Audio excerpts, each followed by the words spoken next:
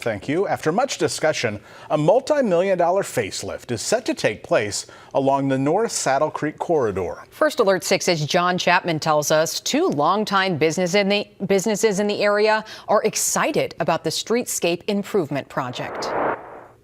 Since 1967, there's always been a pretty picture being arranged inside Janicek's floral shop. Sometimes you have to stop and smell them. But outside, along North Saddle Creek Road, the picture hasn't always been so pretty.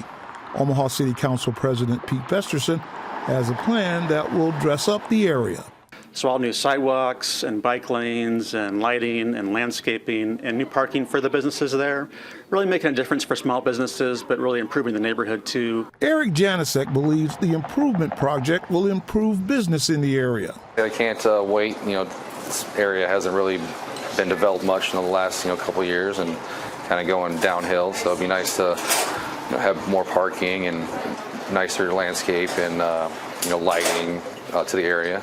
Bring back some more businesses and business activity. So that should be great for everybody down here. Dana Peffer grew up in the North Saddle Creek neighborhood. The owner of Sergeant Peffer says while she welcomes new business to the area, she's hoping a better look will mean a safer neighborhood.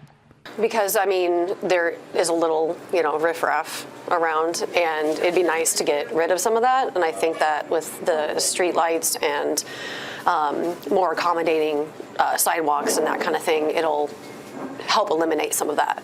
Festerson says the area is already being marked off for improvements to begin, and new business is on its way. We have new businesses already identifying themselves there.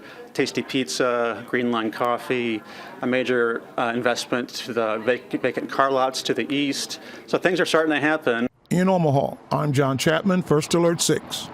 Omaha City Councilman Pete Festerson says the project will cost about $5 million, with about half of that coming from private funds. Construction should start next month and then wrap up sometime in the fall.